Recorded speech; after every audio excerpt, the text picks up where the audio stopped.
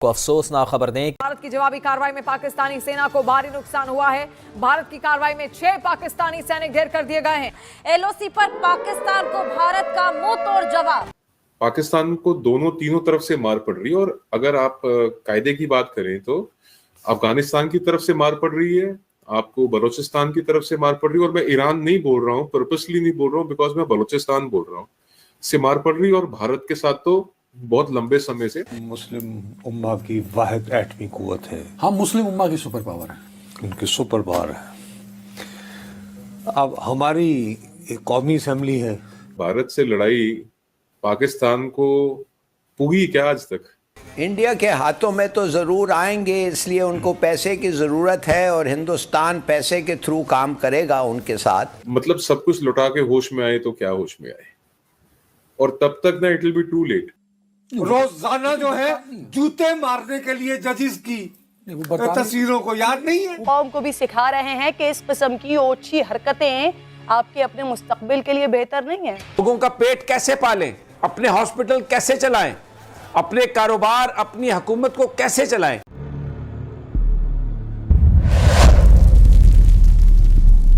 Hello friends, जय हिंद। क्रिकसेल हिंदुस्तान में आपका स्वागत है। दोस्तों, पाकिस्तान भारत से लगती नियंत्रण रेखा पर अपनी नापाक हरकतों से बाज नहीं आ रहा है। जम्मू कश्मीर में एलओसी पर पाकिस्तानी आर्मी भारत को उकसाने चली थी। पाकिस्तानी आर्मी ने सीज फायर का उल्लंघन किया, सीमा पार से गोलीबारी की। इसका जवाब भारतीय सेना के जवानों ने ऐसा दिया कि पाकिस्तान के होश उड़ गए। देखते ही देखते पाकिस्तान के 6 जवान ढेर हो गए। दरअसल पाकिस्तानी सेना के जवानों ने जम्मू कश्मीर के पुंछ जिले में नियंत्रण रेखा के पार से बिना उकसावे के गोलीबारी की। इसका भारतीय सेना ने बुधवार को मुंह तोड़ जवाब दिया। इसमें पाकिस्तानी सेना का बड़ा नुकसान हो गया है। उसके 6 जवान ठहर हो चुके हैं, कई अब भी घायल बताए जा रहे हैं। अधिकारियों ने बताया कि कृष्णा घाटी सेक्टर में पाकिस्तान की ओर से संघर्ष विराम का उल्लंघन ऐसे समय में किया गया जब एक दिन पहले ही जम्मू जिले के अखनूर सेक्टर में नियंत्रण रेखा के पास संदिग्ध आतंकवादियों की ओर से किए गए आईईडी विस्फोट में एक कैप्टन सहित 2 भारतीय सैन्य कर्मियों की जान चली गई। पाकिस्तान को तीनों तरफ से मार पड़ रही है। और अगर आप कायदे की बात करें तो अफगानिस्तान की तरफ से मार पड़ रही है, आपको बलूचिस्तान की तरफ से मार पड़ रही है। और मैं ईरान नहीं बोल रहा हूँ, पर्पसली नहीं बोल रहा हूँ, बिकॉज मैं बलूचिस्तान बोल रहा हूँ, से मार पड़ रही है। और भारत के साथ तो बहुत लंबे समय से भारत और पाकिस्तान के बीच में तनातनी और तनाव का जो एनवायरमेंट है वो है, and that is largely because of Pakistan. अब पाकिस्तान ने सोचा कि यार क्यों ना हम भारत को भी, जिस तरीके से हम सैंडविच हुए हैं अफगानिस्तान, भारत और बलूचिस्तान के बीच में, क्यों ना हम भी एक सिचुएशन क्रिएट करें भारत के लिए जहां हम ईस्ट में बांग्लादेश और वेस्ट में पाकिस्तान, हम इंडिया को सैंडविच करें। अब आप देखिए, ये समझिए कि भारत इतना लार्ज, इतना वास्ट है, इतना बड़ा है भारत, कि भारत को सैंडविच करना इनके बस की बात नहीं है, इनके बस का रोग नहीं है, ठीक है। और बांग्लादेश की जो बॉनहोमी है पाकिस्तान के साथ, वो इंडस्ट्रियल एस्पेक्ट में, इकोनॉमिक एस्पेक्ट में, और जो पीपल टू पीपल टाइज हैं उस एस्पेक्ट में कहां तक लास्ट करेंगी, वो देखने की बात है। इट इज एन एक्सपेरिमेंट जो बांग्लादेशी रिजीम और पाकिस्तानी एस्टैब्लिशमेंट कर रही है, and I can assure you it will fail.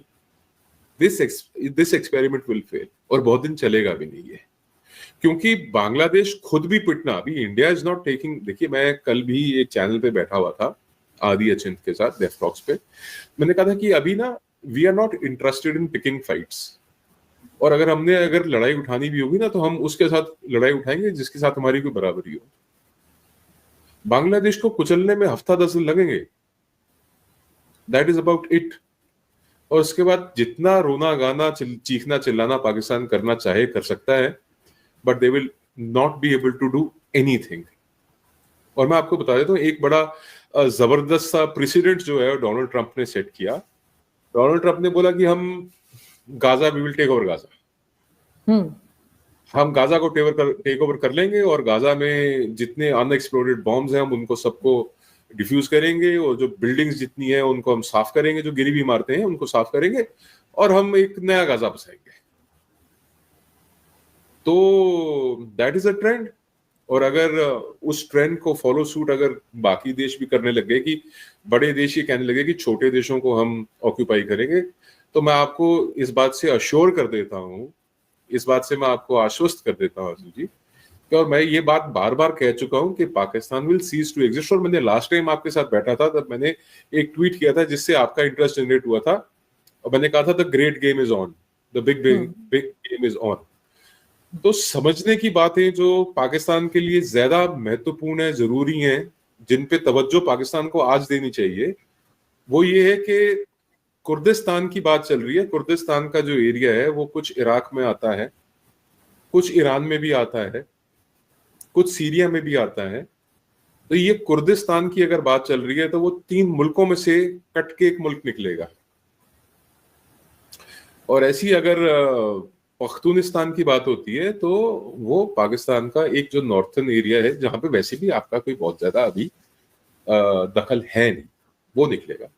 और बलूचिस्तान के अंदर से भी अगर बलूचिस्तान की अगर डिस्कशन होती है तो ईरान का एक काफी इलाका जो ईस्टर्न ईरान का, साउथ ईस्टर्न ईरान का इलाका है, वो बलूचिस्तान में आता है। और बलूचिस्तान में पाकिस्तान का अबाउट 48%, आधा मुल्क जो है आपका वो बलूचिस्तान में है।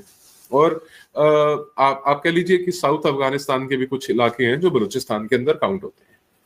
तो अगर ये इस तरीके की अगर एथनिक आइडेंटिटीज के ऊपर अगर देश बनने शुरू हुए, जैसे बांग्लादेश बना था बंगालियों के लिए, अगर एथनिक आइडेंटिटीज के ऊपर ये चीजें होने लग गई तो Pakistan will cease to exist.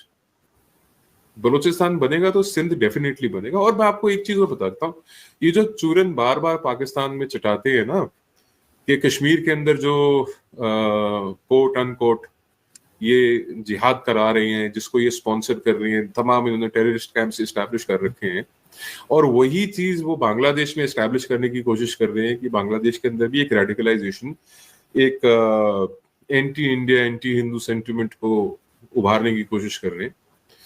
तो इवेंचुअली होगा क्या, वो जो चूरन मैं कश्मीर की बात कर रहा था ना, कि कोई भी ऑक्यूपाइंग फोर्स है, कोई भी ऑक्यूपाइंग आर्मी है, उसके खिलाफ अगर आप आर्म्ड स्ट्रगल करते हो तो यूएन चार्टर के 51 के तहत that is not considered as terrorism, that is considered as a fight for claiming their own land back. तो बलूचिस्तान में जो हो रहा है वो बिल्कुल जायज है यूएन चार्टर 51 के तहत। वो जो कर रहे हैं, that is their right to self determination, to self governance, to have an independent country, to have their independent sovereignty। तो ये चीजें तो जब आप कोई एक चीज कोट करते हो तो आपके ऊपर भी उतनी लागू होती है।